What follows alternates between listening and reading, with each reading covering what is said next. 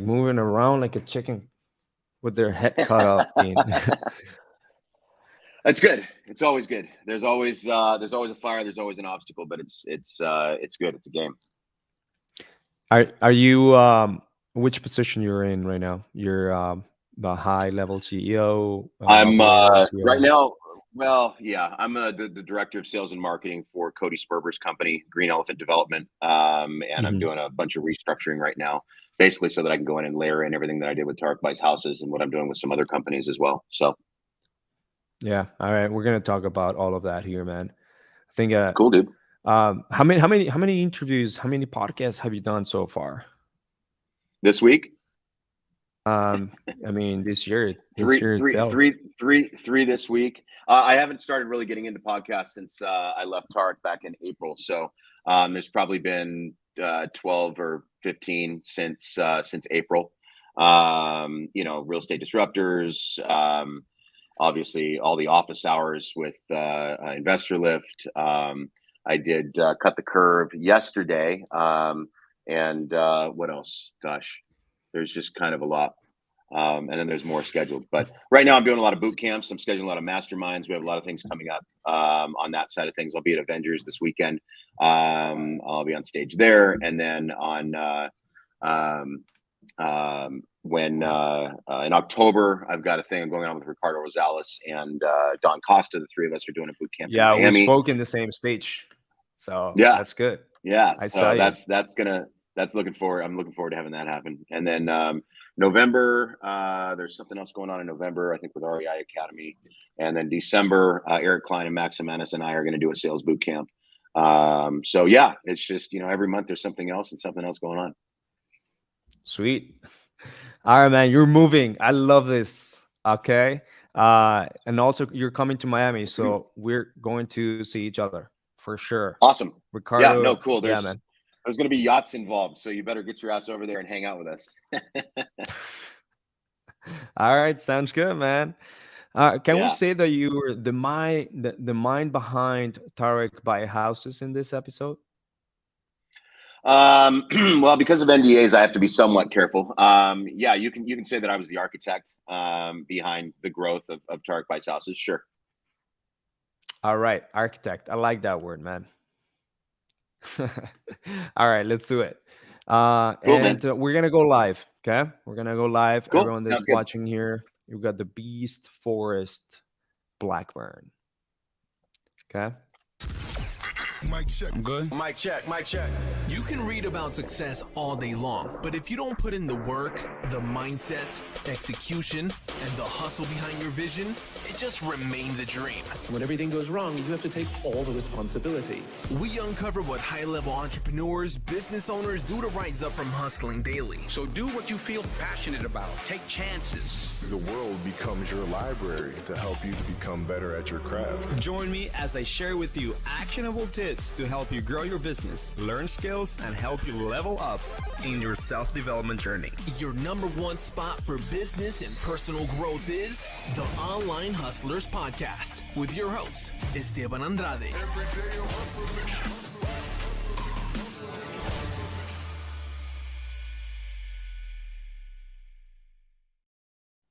What's going on, everyone that is listening to this podcast today, the Online Hustlers Podcast? We have a special episode. As you know, the previous guests that been here, they've been so great, so good at spinning the fire, the actionable nuggets, actionable tips, things that will help your business grow, and ultimately you will connect with them because some of them share different stories and different ways to do their business and how they grew from being a hustler to an actual smart hustler. I call it this way, where they have now businesses doing multi-millions. We had Tiffany High in the previous episode, Steve Tranks, and now today we have Forrest Blackburn. And the reason why I'm actually excited is because this individual has been one of the architects that I want to say civil engineers on developing the operations behind Tarek Bai's houses. So if you guys are not a little bit aware of this, so Tarek is very well known in HGTV for Flip or Flop, and there is always architects and masterminds behind all these high level operations.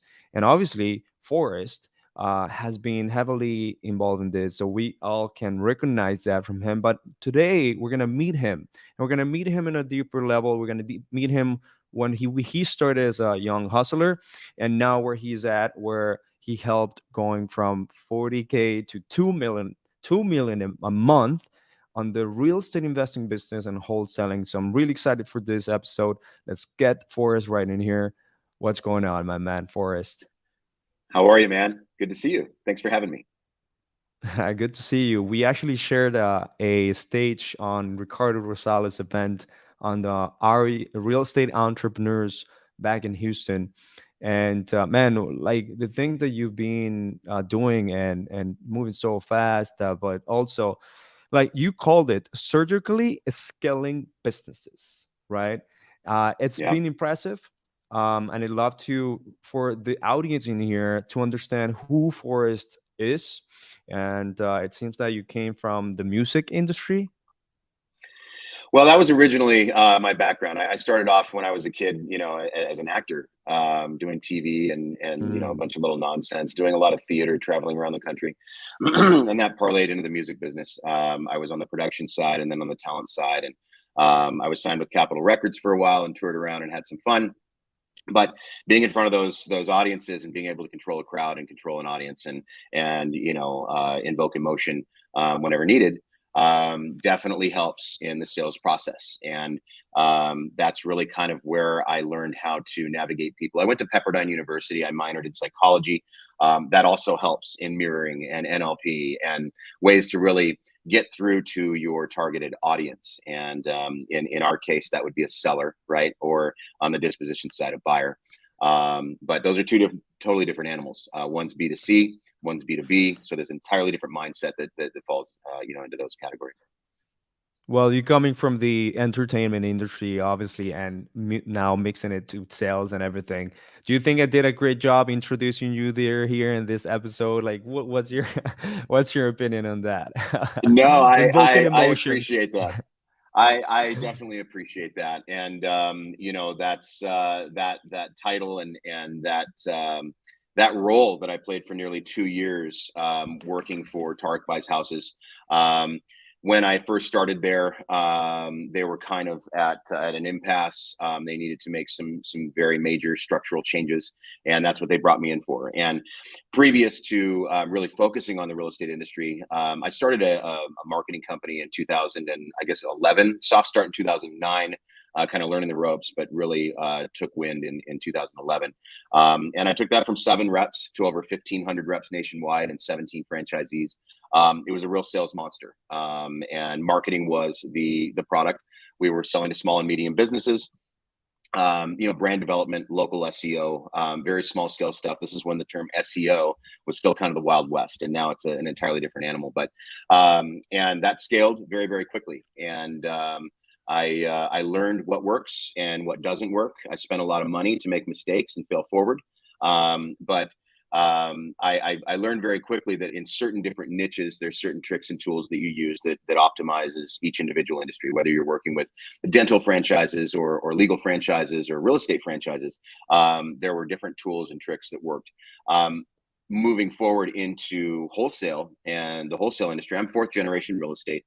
I bought my first flip for cash. Oh, we got here Forrest. When I was Okay, did I get you here? grooming. Is Forrest back? Did I Forrest is lose spitting you? so much fire. Forrest is spitting so I'm much not sure fire what's going that on here. ended up. Forrest is spitting so much fire that he burned the There we go. internet cables or something like that.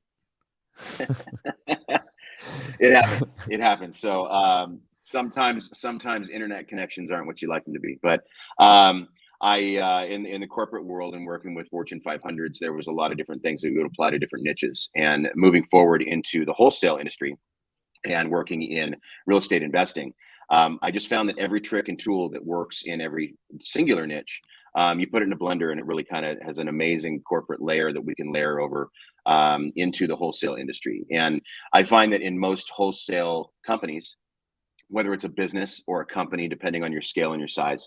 Um, it's just something that works, and it's a blueprint that I've been able to very successfully put into play.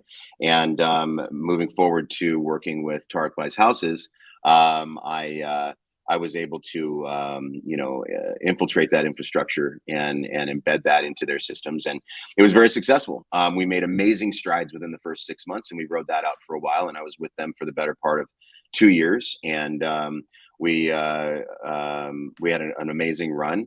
And now I took a break in April from that. And in June, I got a very persistent conversation going with from Cody Sperber and Bryant Applis to come on and do the same thing with Green Elephant Development. And we're right now, because it started in June, we are just now seeing towards the light at the end of the tunnel on all of the tweaks and infrastructural changes that I had to come in and implement. A lot of things need to be shaken out like an Etch-a-Sketch and kind of reworked and re-strategized. But really, it comes down to building a foundation, and you cannot scale on a house made on sand, and you certainly can't scale a skyscraper on a foundation of sand. And I dream big, and I'm a big believer in the laws of attraction. And if you say it's going to happen and you truly believe it, everything will fall into place, and it does. And I believe it so much because I've experienced it so much, and I've been very fortunate in being able to see things through. And I'm really excited on where we're at right now with Green Elephant Development. There's been a lot of market changes, so that's been a lot of pivoting to incorporate a lot more creative finance and a lot more innovations, and really strengthening PPC and strengthening the marketing blade to be able to generate those pain motivated and not money motivated leads, because that makes all the difference. In wholesale, we're offering a low offer, and if all they want is a big offer, we're not really aligned in the conversation. So having pain in those leads is a major part. And people ask me, like you said in the intro, about some of those numbers. To make record-breaking revenue, you have to have a record-breaking spend. And to have a record-breaking spend, you have to have confidence to be able to do that. You have to do a lot of split testing. And, when you're spending $500,000 a month to achieve over $2 million a month, that's kind of what it takes. But you can't just throw money at it. You have to be very surgical, and you have to really analyze everything every day. Well, man, this is a very interesting because, well, you started the marketing, like you started becoming a marketing expert and consultant and being able to grow that real fast. I guess after the music industry, is that kind of how it went? Yeah, so I was kind of the music was always my passion, still is, but it was my vocation at the time as well. And I was very fortunate to get some amazing signing bonuses that I blew through very quickly. I was living in penthouse hotels on Sunset Strip. What's your genius in music? Like I love to understand what's your genius, like producer, so sing. I'm a singer, but I'm a writer. I play every instrument except the drums. Anything with strings or keys, that's my bag. But I'm a singer by trade and a writer, and I've got about 220 published songs, and most of my stuff is all licensed through the UFC. I was the music supervisor for the UFC for a little more than a year out in Las Vegas, and this was after my stint with Capitol Records, where it really kind of became work. My attorneys and their attorneys got in the mud on a number of different things, and we got shelved, which means you get put on a back burner. There's no promotions, there's no tours. So from that, I started working in marketing, and I worked for Paramount Pictures in their marketing division for a minute, for about 8 months. And this was in the MySpace days. This is even, pre-Facebook. Facebook was just about to start crowning. And we were getting a lot of money being allocated and diverted away from bus stops and billboards with Paramount for our releases towards this new medium on Google, digital advertising and digital marketing through Google. When the UFC called, I went out and did that for a while, and that was a lot of fun. And I was able to license all my own music because I was in the driver's seat on who I could choose. Smartest thing I ever did. It's mailbox money now every quarter, and it's the only thing that pays me from the music that I built before. So that was a smart move. But when I came back from that, I told my fiance at the time, my wife now, again, laws of attraction. I said, I want to move to Laguna Beach, and I want to find a good company to work with in this Google space in Irvine, California. And we moved to Laguna, and I found a company in Irvine within a week. And I did that I became their director of sales after about 6 months of coordinating all their offices, and scaled them very quickly, and learned that. In that, I also learned what not to do as far as lack of fulfillment on the back end and things like that. So I branched off and started my own company. So really, my training on that began in 2009 when I was done with my UFC stint that ran through 2008. And in 2011, I branched off and started my own company and grew it from 7 agents to 15 agents, and it was crazy. And again, failing forward, learning from my mistakes. Not everybody has their halo on straight when you're in sales, and really finding what can be a hurt when people are over promising and under delivering. Being able to chew out those franchisees from the enterprise. And I ended up streamlining. My biggest office was 280 reps. I had 280 seats outside my office door, and that was my main office. And I had a $180,000 a month lease on this building. And I streamlined that and made everybody remote. And this is obviously way before COVID, and a decade before COVID, really, or close to it. You pioneered And the virtual. You pioneered the well, virtual type of wholesaling. I don't know that, and that was all in marketing. That was all in brand development, website sales. We Okay. serviced Yeah. from 2011 to 2020. We serviced about 50,000 clients. Everybody got a website, so 50,000 websites, and it was all through WordPress, so it was very easy for people to utilize and do, and they would have It's ownership huge. of it. But I don't know that I pioneered virtual working, but I will say that when I did cut back and I did make everyone remote, I did find that I got much more production out of people sitting at home with a cat in their lap getting their work done than I did having them in the office, floating off in their mind looking at YouTube and nonsense. And that was very eye opening for me. It also cut a lot of my overhead. And Huge. in that, I streamlined the process and turned a lot more profit, and I was able to then bring in partners on the deal. And I made an affirmation that someday I'd just like to be sitting at home watching all of this, from my house on different monitors. And I got my wish. And for about 3 years, I got kind of complacent. So I got back out and became a consultant for Fortune 500s and a lot of big companies and big brands, Travelocity, UPS, and about a dozen of them, I suppose. And that's when I got a phone call from the HGTV crowd and Tarek Al Musa's partner, Pete. And we started talking about my involvement, and it took wings very quickly.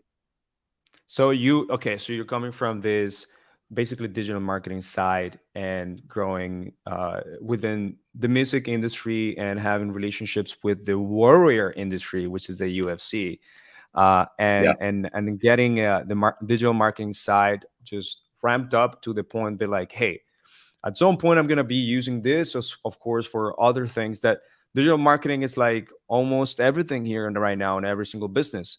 And we're a Yeah. marketing agency. All right, so we're a digital marketing agency. We do real estate investors and wholesalers. That's our avatar. And we do PPC Awesome. and Facebook ads.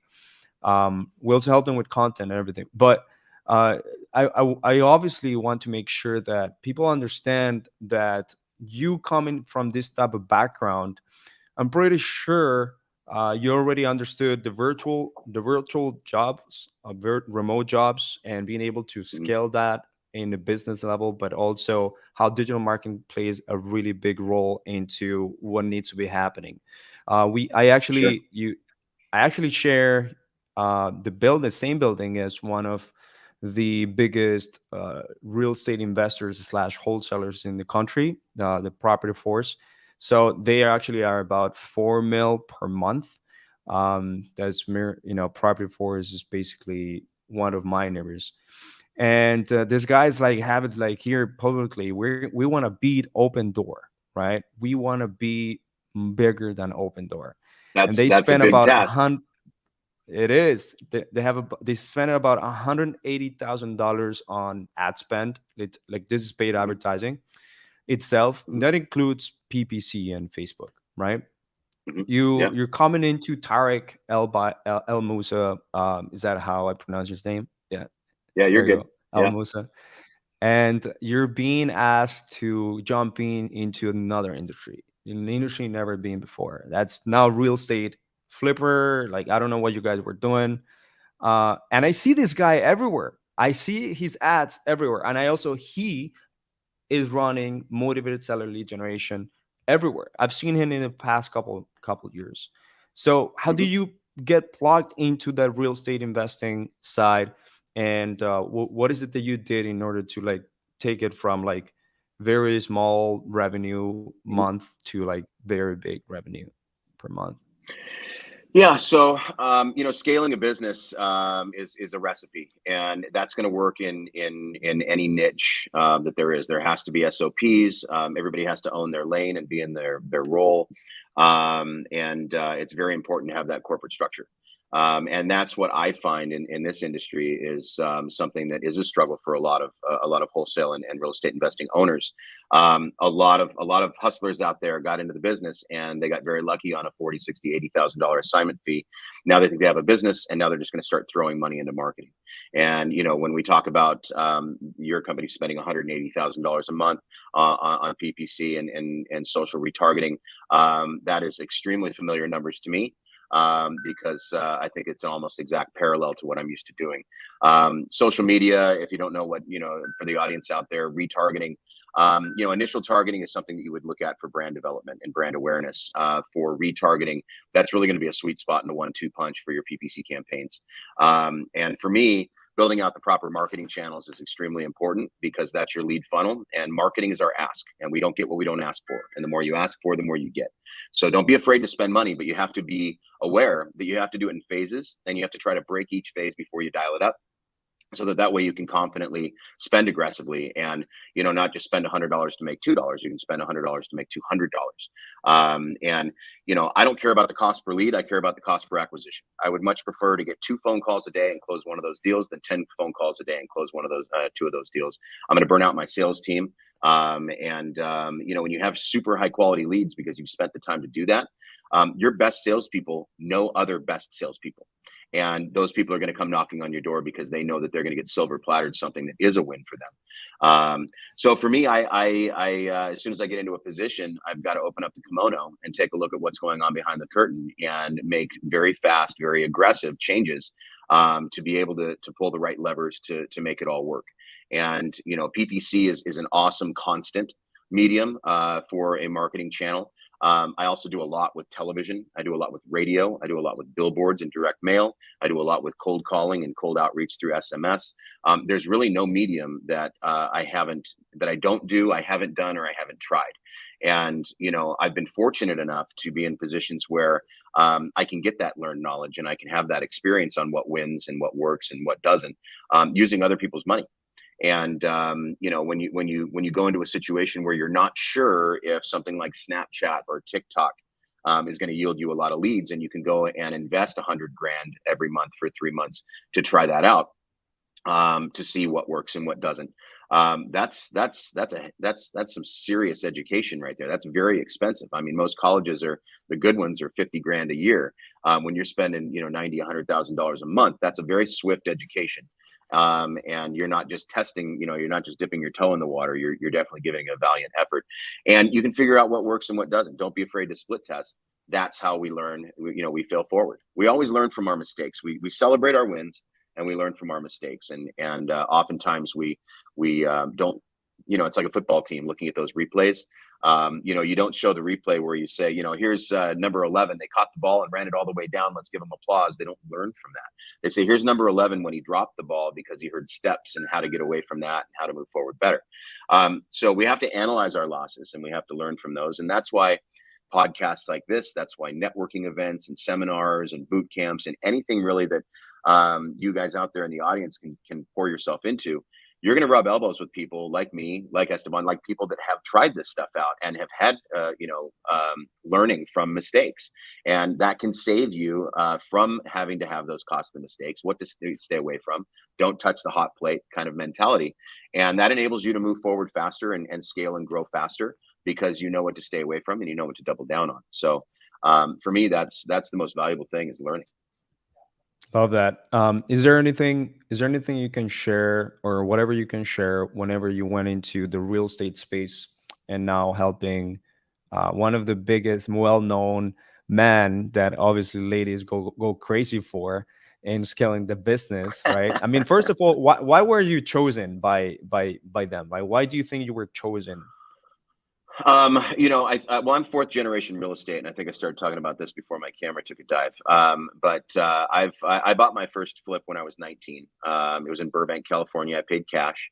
I put about $45,000 into it, and I sold it. I made a little more than $120,000 in profit.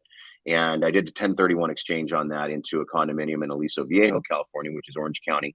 And that's because my dad was a commercial realtor for 50 years. And I had a good mentor and somebody in my corner to make sure that I was doing everything right. I sold that house for sale by owner, FSBO, for you guys out there. I went outside of title and escrow. I did it all myself, did the open houses myself. And that gave me a real fast, deep end of the pool knowledge on how to navigate some of these things. And so I stayed in real estate and stayed investing my money. I also invested into some recording studios and things when I was really getting into the music business. And that's the thing about the music business. You win some and you lose most. And all of that money got lost. So real estate's always been something that we can all depend on as long as you know what you're doing. And I knew enough to be dangerous. And but I really had the scaling. I'm a scaler. That's how I look at everything. And I scale sales and marketing. I scale infrastructure. I scale ecosystems and mindsets and really grow people. If you don't have good people, it doesn't matter how good your systems or processes are. It just doesn't matter. So, and creating that culture. If you have a great culture, I call it sticky. They're never going to leave because their job is so sticky for them. They have good money coming in. They have a position that they love. They have friends in the job. They appreciate and respect their bosses. And, for me, I say this a lot. Here's a water bottle. The bottleneck's always at the top, right? So I work a lot with management and C-level positions to make sure that mindset and that company culture and core values is instilled in all the way down in every role, in every department, so that, the company can scale and you hold everybody accountable with SOPs. So my background is really creating those bumpers, so to speak, like bumper bowling when we take our kids, having those rigid lines in there. People drive better during the week than they do on the weekend. Why? Because they have a set time that they leave, a set time they show up to work, a set route that they take. On the weekends, they don't have that. So we as humans need that SOP. We need those standard operating procedures for every role and every lane of the company, including management, including ownership. And having that corporate layer over something like wholesale, where it can definitely be more of a lax environment. Not everybody has business acumen on day one to be able to run their shops. Being able to have a blueprint to success is something that I find is a big struggle for a lot of people in this industry. And that's really the value that I think I brought to Tarek Buy's houses. And, we moved a lot of mountains. And Tarek's a visionary. And that's why he and I get along so well, because so am I. But I'm also heavy on the architecture side. And I Tetris it all together. My brain doesn't turn off, unfortunately for me. That enables me to move quickly and move the right people into the right positions to be able to delegate and not have the weight of the world on my shoulders, but be able to have an army of people to do an army of tasks to achieve a goal quickly. Okay. What would you consider yourself? Are you like a high-level consultant for companies, for CEOs? What will be your role? Like, is that how your company operates? Yeah. So I'm a trainer, so to speak. I do a lot of sales training. Sales is in my blood. It always has been. Being able to talk to people and get through to things and paint pictures, mirroring and neurolinguistic programming are all in my quiver. And those are things that I instill into sales teams. You have different people, different styles of salespeople on acquisitions than you do on dispositions. On acquisitions, we have to be a lot more nurturing. So somebody who may be from a customer support background, or even more poignant, somebody who's in customer retention, is a good fit for acquisitions. They have to do hand holding. They have to build rapport. It's a softer sell. It's B2C. On the disposition side, they are actually doing a sale. On acquisitions, we're selling an offer and we're selling credibility and we're selling rapport. On the disposition side, we are selling a product. So that is B2B. And, you can be a lot more aggressive. You can give people strict timelines. You can bat them around a little bit more and cultivate your buyers and tell them what you expect out of them, or they're off the list. And I find that aggressive nature on the disposition side to be a very winning solution, and the acquisition side being a much more nurturing aspect. So training sales and getting that acclimated, TCs and understanding their roles as a middle ground in between acquisitions and dispositions is very important. And then you've got your project managers, and they have to understand their role and their expectations, all the way up to floor managers. And again, you've got your C-level positions and what should be expected of them. And the C-level positions are often the owners. So they don't understand that the company is their boss. And the company expects something of them, and that expectation has to be met. And if the CEO is constantly out playing golf or constantly saying, "Hey, you take this call or you take that call," that could be a real deficit to the company. So I train people on their roles. I train people on their ecosystems. At the same time, I'm building infrastructure, systems, and processes, and really an assembly line around all of those people, and plugging people in to their best skill sets. And anybody who has a weakness, we stay away from that. We delegate that out to somebody who that is their strength. And it's just being surgical, and it's studying KPIs on every role to make sure that you're doing the right stuff. Okay, so it seems like from very beginning, like very young, you've been like flipping houses, and you flipped the house, and you also have been having great mentors. But what do you feel like made you to be a great scaler? If that was to be a word, like a scaler, like you No, would be I scaling hear people. you. Yeah, you know what? To me, and I know this may sound a little odd, but to me, it's easy. It's like Neo sees the Matrix. It just makes sense to me. It's just something that I love and I enjoy, and I just look at things maybe a little bit differently than other people do. And I'm very aggressive. I'm a hard closer, so I'm the same way in putting together a process and working with a vendor. I'm the same way in training. I'm the same way in my expectations and the quotas that I put out there. For me, it's just something that I enjoy because it's a game, and I love to Is win. there a way? And Mhm. Mhm. Is there a way that like you can let us, or like, let us feel what you see whenever you're coming into a business that, for example, it's making right now $150,000 a month, and they've been struggling coming, with maintaining that, or maybe just scaling that past to like 5x, right? And let's say it's a real Mhm. estate business, right? They're closing a Mhm. few deals here and there. What's your surgical approach, or what's your vision that you see? Your brain is giving you these signals to see this. Okay, acquisitions, fulfillment, transactions, the dispositions. Like how do you see it? Can you walk us through like your visuals towards that Sure. entire business? There's a lot of working, pieces to a business. I equate it to one of those skeleton watches where we can see all the gears moving. And just because one gear is bigger than another does not make it more important. They're equally as Mhm. important to making that watch work. And the watch that works is the most valuable watch, right? So, and keeping that accurate time, so to speak, if we want to stay on that adage. But so for me, I look at every single gear, and every role and every position. I listen to recorded phone calls on the sales side. I try to strengthen the sales process. Oftentimes, we're not locking up deals. We use the word deal a lot, and I've talked about this a lot recently. We throw that around. Oh, I got a deal this week. But if I asked you, did you get a deal on that microphone? What am I really saying? Did you get a bargain? So the acquisitions team needs to be locking up bargains. Otherwise, the deal is not going to be sexy to sell to on the disposition side to sell to a buyer. So your acquisitions team Mhm. has to not be afraid to do the hard task and really negotiate. And that's why for me in acquisitions, I prefer to hire salespeople. Real estate is something that you can train on. Anybody can go pick up the 3 books, take the test, and become a realtor. It's not difficult. It's just a time commitment. And as long as you can remember it for 48 hours during the test, you're good. So real estate is something to me that can be taught. There's a lot of realtors out there that I can't even believe that they're doing anything on their own, let alone having a real estate license. But they do. They have a real estate license, right? So it's Mhm. not. It's not rocket science. We're not talking about getting becoming a heart surgeon, but sales is something that I believe is in everybody's blood. and a good salesperson, they can sell door to door. They can sell knives. They can sell a ketchup popsicle to a woman in white gloves. They can really sell anything. So you're just changing the script and training them on your mindset that you expect out of them to be able to sell the product and sell it straight and not overpromise.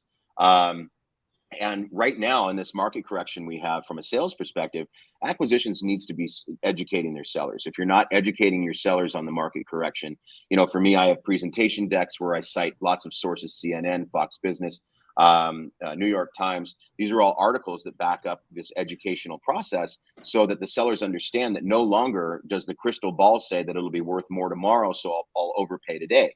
It's quite the opposite. And especially on the investor side, these flippers are very scared right now. And that's why things like you hear about novations and, sub 2, these are all things that are working right now because, you're able to bypass those investors, those scared flippers, and get right to the retail buyers, on the back end of it.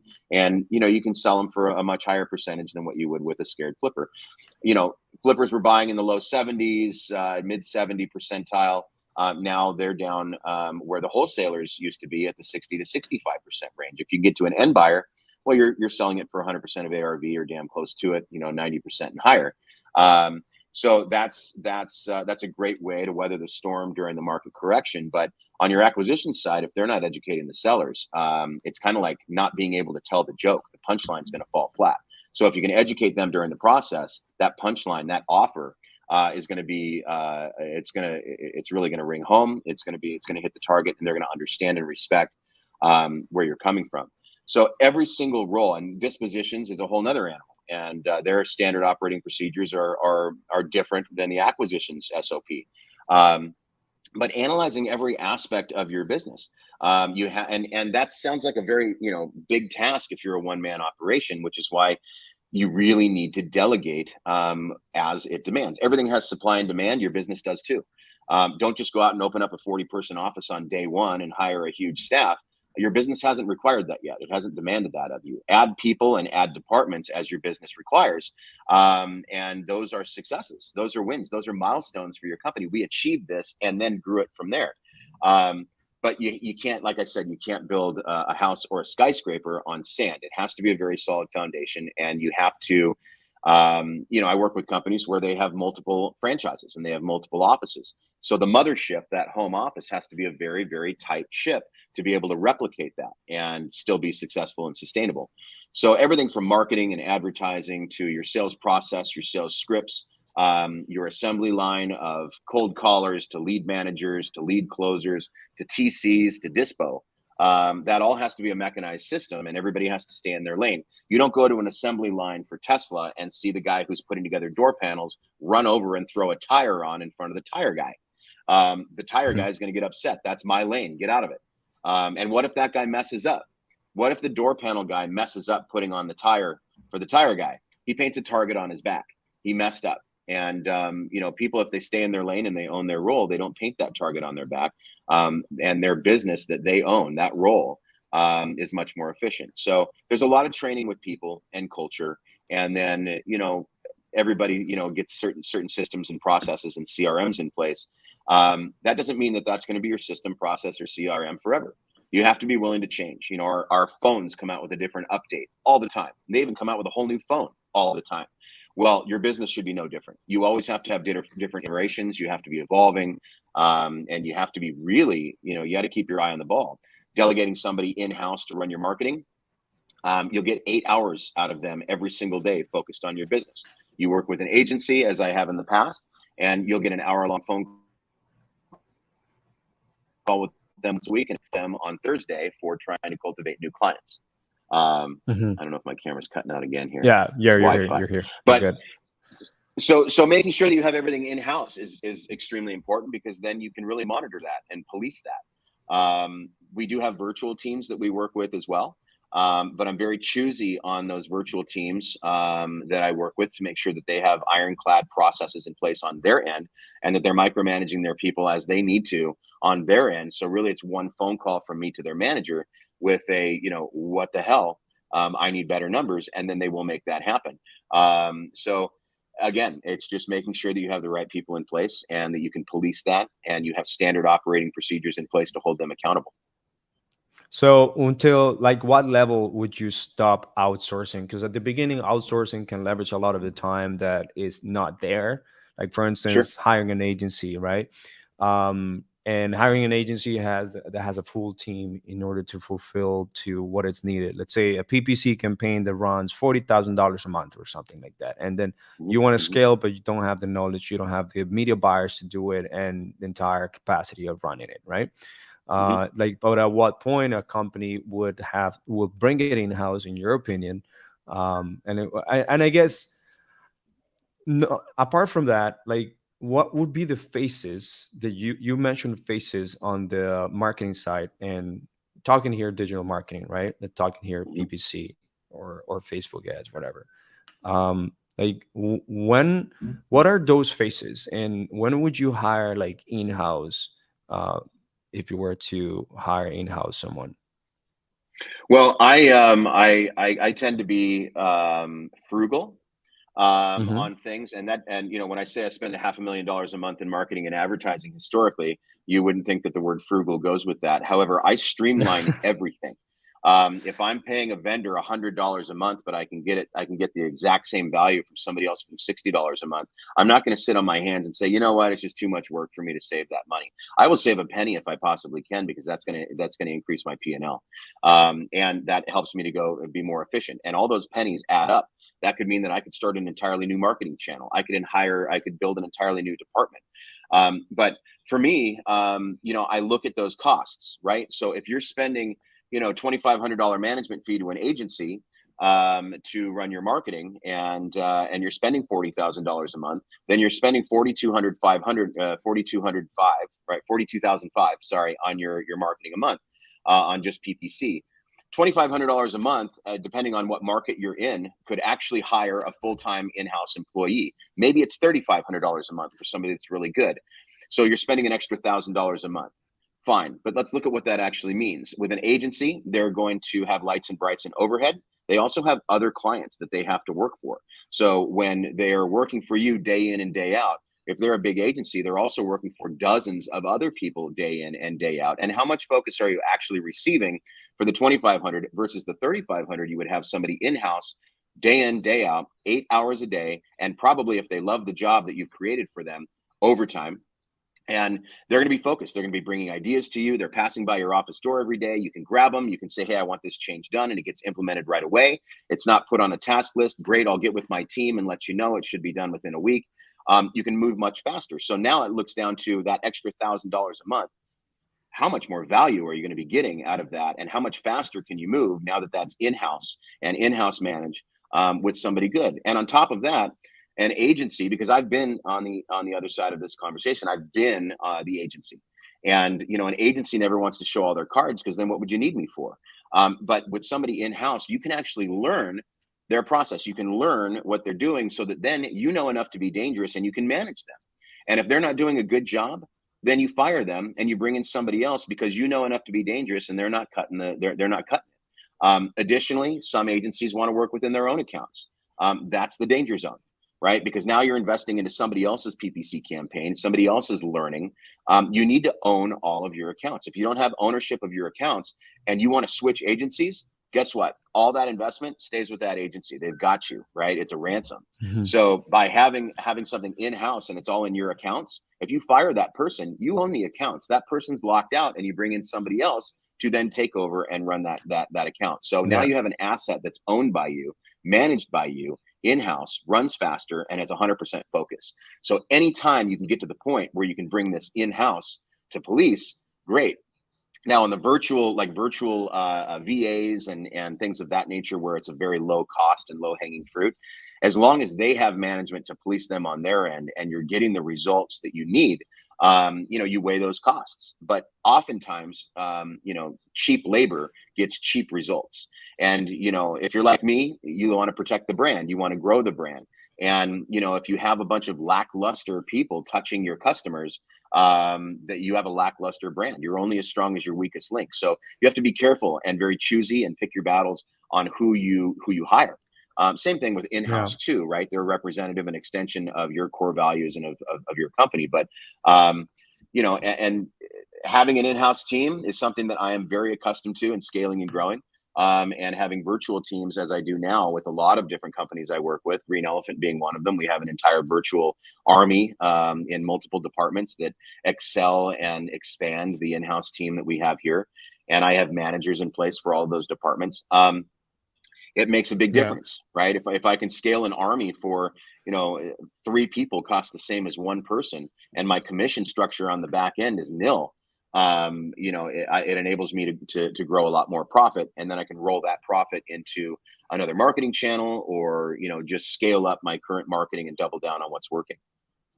So can I tell you a little bit of what we got going, and maybe you can tell me, hey, look, it looks good, it looks okay, Yeah, Uh, yeah, for all sure. right. So we founded a company called remotelatinos.com because we know that there is talent in South America, Central America, like highly educated people that went and got a bachelor's degree, whether in the US, Canada, or in their country, and they had to learn the English because they had to go out of their way in order to find opportunities in the US. Someone like me, Hmm. right?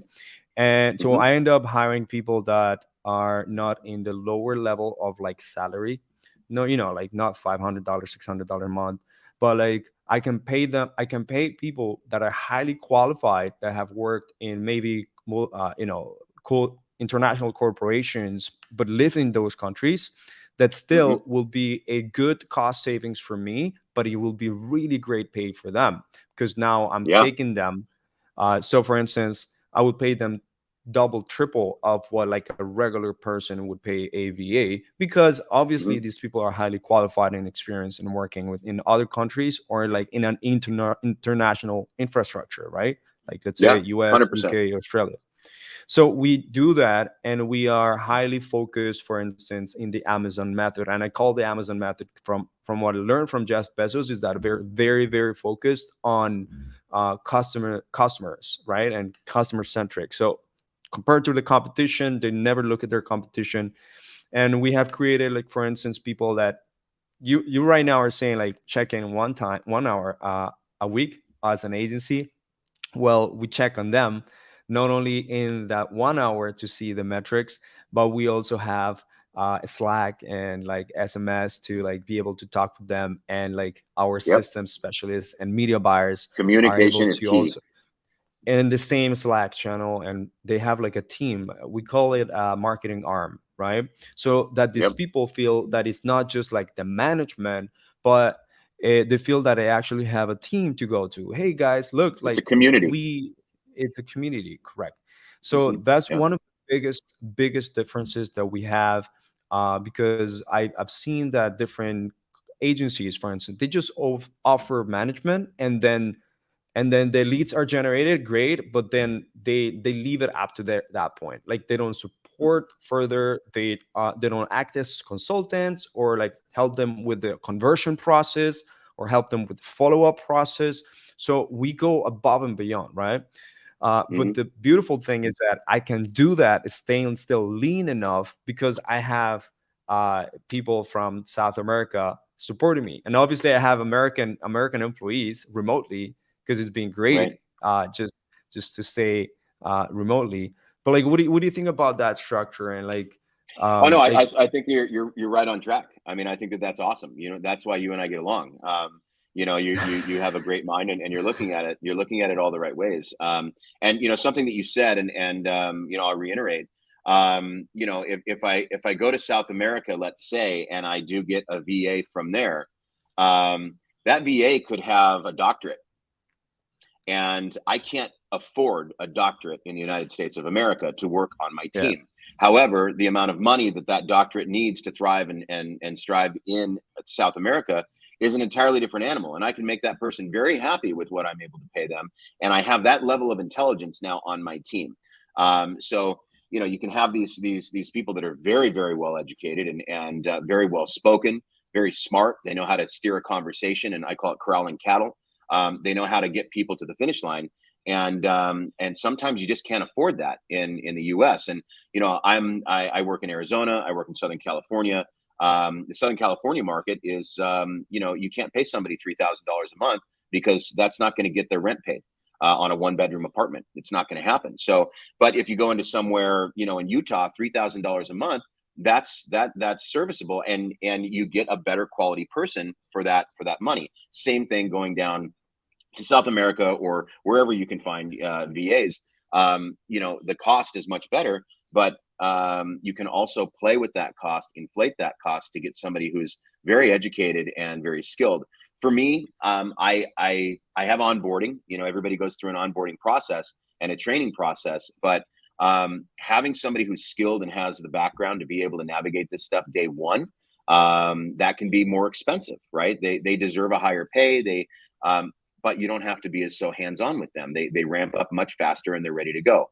So it's hard to find that in the US, and it's hard to scale that because of the costs involved, because somebody who's very smart and well-educated and skilled is going to cost a lot of money. But you can you're gonna pay the price spend that. Yeah.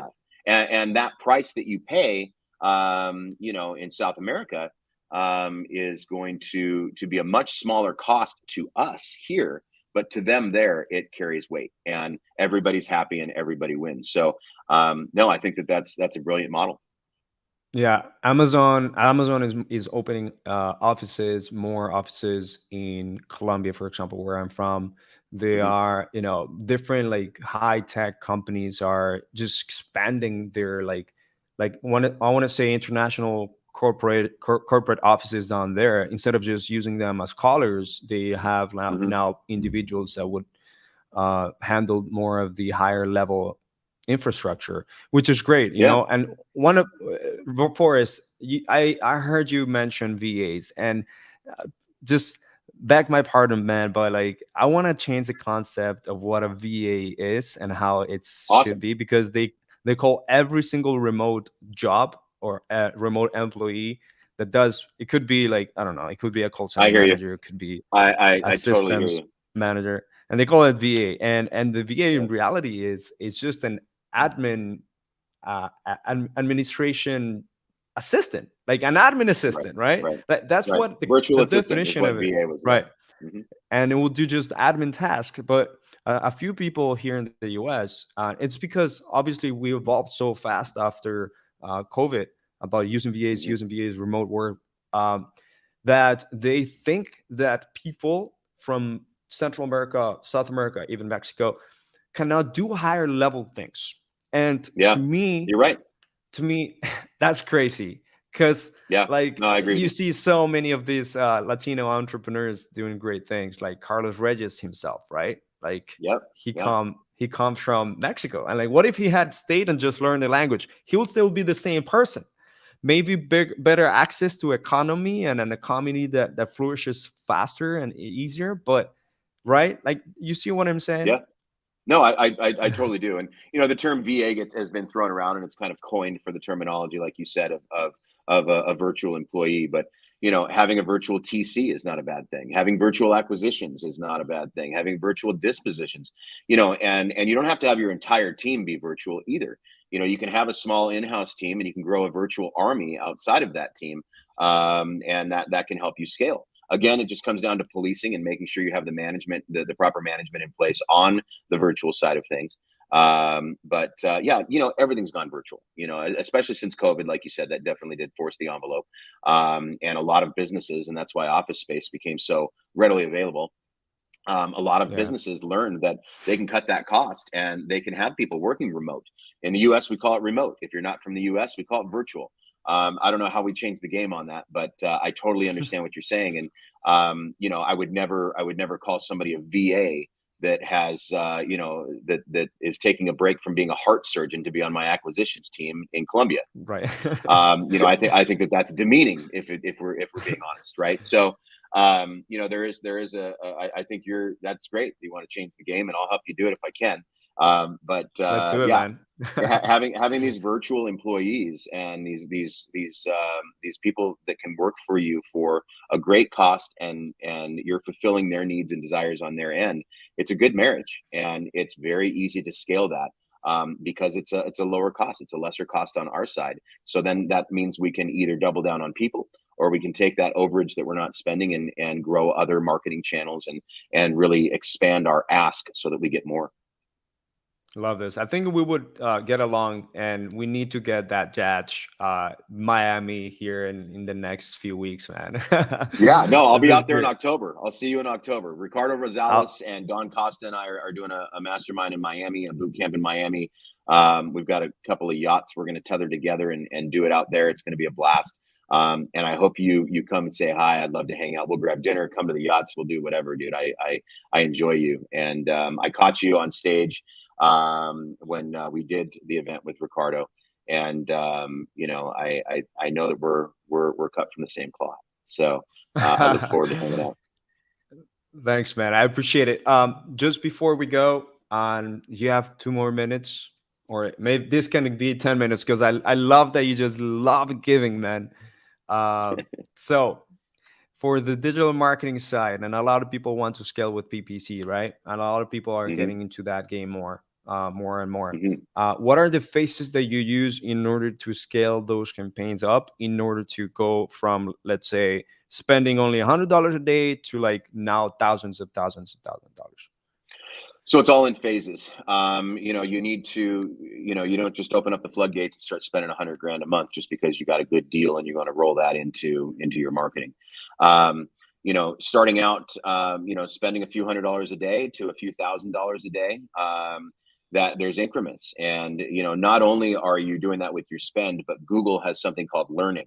And when you make these sweeping changes, Google goes into a 2-week learning pattern to learn how your spend is and to see if your credit card declines. And they learn more about you and they learn more about your audience.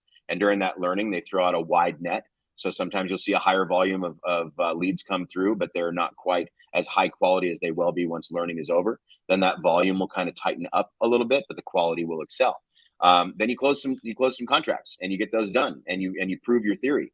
And maybe it takes you a month to prove that theory, but once it's proven and you can count on it, then you dial it up to the next level and you do it again, and you try to break that next level, and you try to do everything you can to make sure that that's a very concrete level, and you're spending a little bit more, and now you dial it up again, and now you're spending on a third tier, and maybe you've got to bring in more salespeople and more acquisitions and dispositions to be able to service that lead volume. That's fine. Your business is demanding it, so you supply it. And you know, that's the ebb and flow.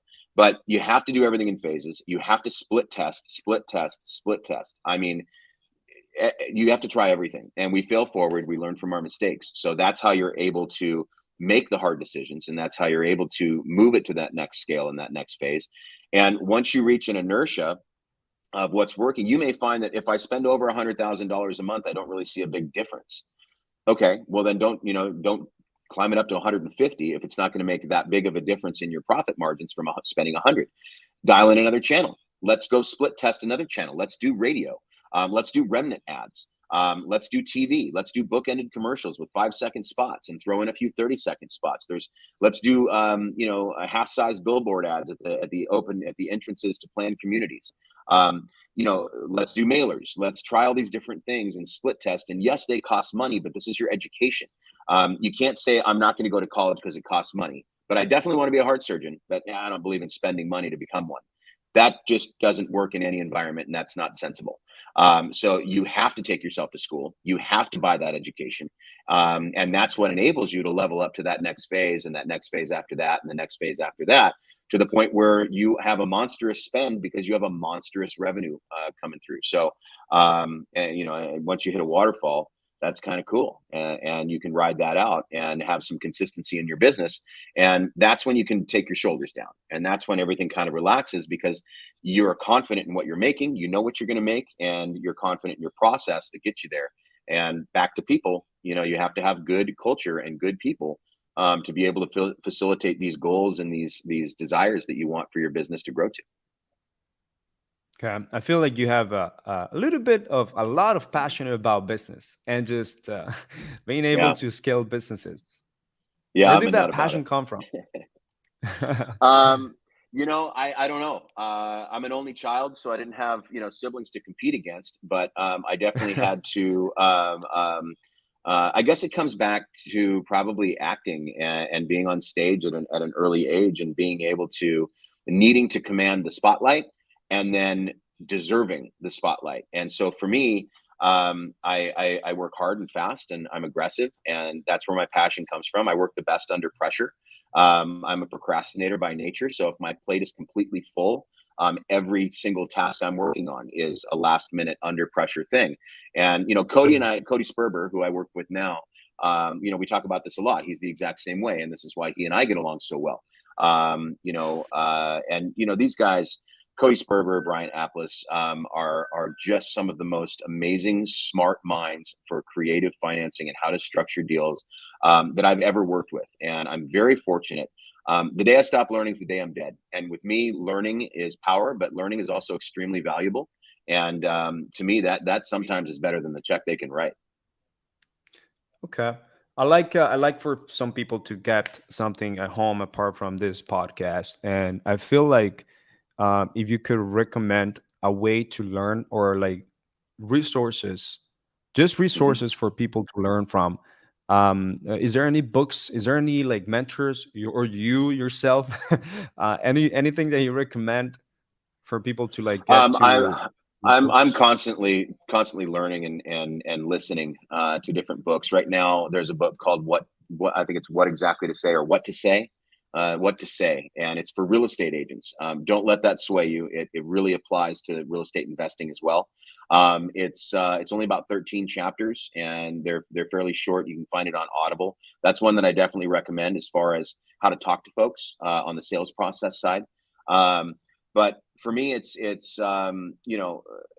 as I got headstrong and 100% laser focused into real estate investing and wholesale a couple of years ago, learning obviously from Tariq El Moussa and learning from his moves and his partner's moves, and another guy named Adam Lindholm over there, who really is the mastermind behind the real estate side, learning from those guys, and then also paying attention to Jerry Norton, paying attention to Pace Morby, and Cody Sperber.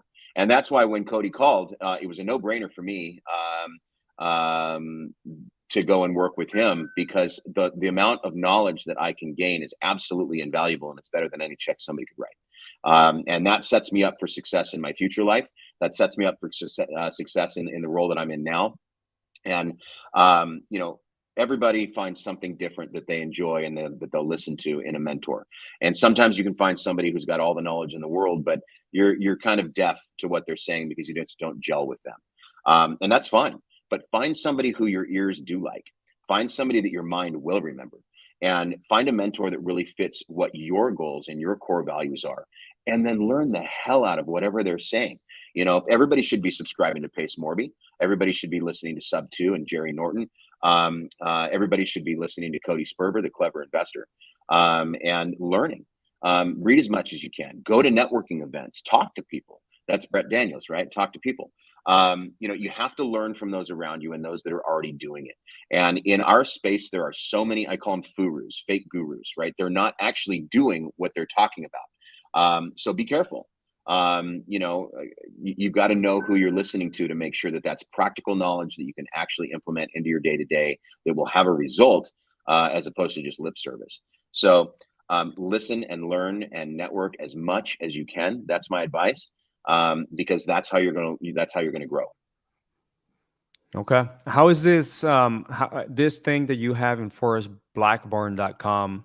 You're coming up with something. It's some sort of master course. Can you talk to me a little bit more about that? Sure. This has been exciting. This has been a project that's been going on for about 2 months. I had some family issues that took place recently with the death of my father that kind of had to take my foot off the gas pedal to go through that. But this is exciting. This is I have a lot of students and a lot of people that I coach, and anybody out there who wants to book a call with me, I would love to consult. I would love to coach. Let's get on a call. You can find that at forrestblackburn.com. And the course is coming out. It's coming out at the end of the month. And this is really a blueprint. And it's a blueprint whether you're a solopreneur and you're a one-person operation, all the way up to a full-fledged company with departments and payroll and HR and overhead. But really what it is streamlining the process and layering in some of these SOPs that I mentioned earlier, layering in this corporate structure over and above what you already have. And it's a blueprint for success. It's not a magic trick to get to 7 figures a month. It's not a magic trick to do 8 figures in a year. It's a recipe. And if you know that recipe and you enable yourself to stick to it, and see it through, then it's like I said, it's not magic. Anybody can do this. I'm not, I don't have a wand. This is just something that is a recipe. And if you can stick to it and you implement all of these things and you hold everybody accountable, you'll be able to see who your winners and losers are. You can get rid of the losers and have nothing but winners, get rid of the noise and really take it to the finish line. So I'm very excited about the program. Right now it's on 50% off until it launches the end of the month. So definitely go to the website if you're interested and sign up for that. Again, we have to pay to learn. We have to go to college. We have to learn what we need to do. And over and above that, if you need me in your corner, I do coaching calls at all times, day and night. You can get yourself on the calendar there, and I'd be happy to help and assist and help you grow. From a coaching standpoint, I do have high expectations, and I do give a lot of homework, and I want to make sure we're hitting those milestones. Otherwise, we're just hanging out. And Yeah. I'm happy to hang out, but I really want you to grow because I want to hang my hat on your growth and I want to use you as a case study. So it's important for me to help you succeed and help you win because I hang my reputation on it. And it's important for me to not only help you as a friend, but also it's important for me to let others know that it's working so that then that credibility lends so that I can help more people. Great. I love that. If you guys been listening to this episode closely, please just share it away with your circle of people. Leave a review if you loved it, and let me know what you think about Forrest Blackburn. Visit his website if you feel that you're in a point in a business where you may need some master course or coaching from him. Also, reach out to him. He in forrestblackburn.com. He's been able to provide a link there just to book a meeting. That's great. Would that be you or your team, my man? That's me. That's you're going to get me. And then, if we need to dive into marketing and then we need to do NDAs and kind of open up the kimono and take a look at your AdWords accounts and shake them out like an Etch a Sketch or pull levers to make them better. We can do that. We can explore just about anything. I can take a look at your scripts. I can train your salespeople. Let me know what you need. And that'll happen in that first consulting call when I figure out more about your business. Then we can launch into a coaching and we can do that at any time. There's no, right or wrong way to do this. We can have a phone call once a month. We can have a phone call once a day. It really depends on how aggressive you want to be and how quickly you want to learn. And, where you need me most, I can help. So, and I do have a huge marketing department, a huge marketing team that have been with me for a decade. They go everywhere with me and they are a big part of my success stories. And I always step out of those conversations and let you work with them directly, so that we can implement some of these changes to help you grow and move faster and stronger. Well, you've heard Forrest. He's a great business authority. You guys have seen how he's been able to master the from Tarek buy houses to now elephant development, right? Green Elephant Development and Cody Spurgeon. Green Elephant Development. Yep. Those are great names and great companies that make a lot of money, a lot of revenue. So it's definitely good to just cross and do some shoulder rubbing with him. Yeah, that's why I'm going to Miami. So I'm not missing out on that, man. I'm in Miami. I look forward going to to the Jet, but good, nice. I love it. Yeah, man. Well, thank you so much for being here, man. We're gonna end the episode here. So, is there anything that you like, maybe just suggest to any listener or anything, any advice whatsoever, just to keep crushing it? Well, I assume that your audience, most of them are, if they're not already involved in wholesaling, they're heavily involved in wholesaling, or they've at least taken the first step. But for those of you out there who are considering getting into wholesaling, don't be shy. Okay, this is real estate's not going anywhere, and there's nothing nefarious about it. There's nothing negative about it. You don't have to lie. You don't have to be. Transparency is the biggest thing that I can tell everybody. If you're transparent with your sellers and transparent with your buyers, if everyone's educating everybody on exactly what it is, that's really the most crucial aspect. If you're doing novations, which is a whole nother training episode, you want to be transparent with your sellers. You need them to understand what you're doing. Subject to, you need transparency. In any sale, even the cash offer, they have to understand why your offer is what your offer is. So make sure you're educating everybody you're talking to, build rapport, spend time on the phone. That's your shot. Don't take a 15-minute phone call. Take an hour and 15-minute phone call. Make an impression, right? Build that credibility. Let them hear how you think and how you operate and how genuine you are. But be genuine and be honest. There's nothing to hide here. And on the disposition side, don't tell people that, oh, I've got a plumber coming out and that's actually your buyer. If you're upfront from the very beginning, you can tell them, listen, I don't know if I'm going to buy this or not. Oftentimes, because you're outside my market, I will partner with one of my partner investors because they get better labor than I can, better labor costs, and it just makes more sense. So I may have one of them pop by just so that I can try to sell them on coming in on this deal with me. So keep it clean, keep it tidy. They'll be coming by at 2 o'clock.